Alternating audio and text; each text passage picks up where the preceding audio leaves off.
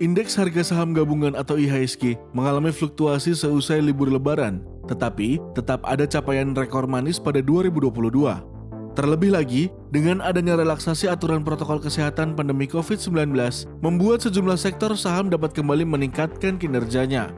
Data dari PT Bursa Efek Indonesia Kamis 19 Mei 2022, terlihat kinerja IHSG berada di posisi 6.823 atau naik 0,44% secara harian dan naik 3,67% secara year on year.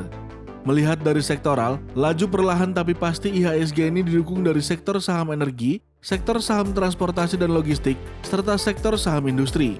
Menurut sejumlah analis pasar modal, ketahanan ekonomi saat masa pemulihan pandemi menjadikan pasar modal Indonesia memiliki prospek yang sangat baik.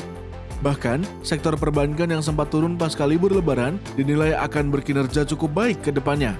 Hal ini dilandasi oleh penyaluran kredit yang bisa mencerminkan roda perekonomian kembali berjalan normal.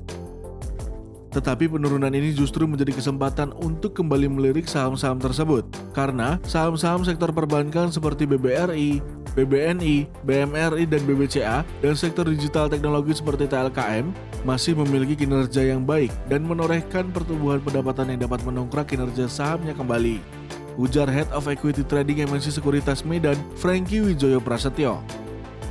Selain perbankan, sektor lain yang bisa menjadi perhatian investor saat pemulihan ekonomi yakni infrastruktur. Saham dari sektor tersebut akan sejalan dengan aktivitas pemerintah mendorong kembali proyek yang sempat tertunda selama pandemi COVID-19. Mirae Aset Sekuritas Indonesia mengatakan, minat investor terhadap pasar saham turut ditopang oleh pertumbuhan kinerja emiten. Tercatat, pada kuartal pertama 2022, emiten di pasar saham mencetak kenaikan pendapatan 20,5% secara tahunan. Prospek pasar saham Indonesia juga didukung oleh prospek pemulihan ekonomi yang positif.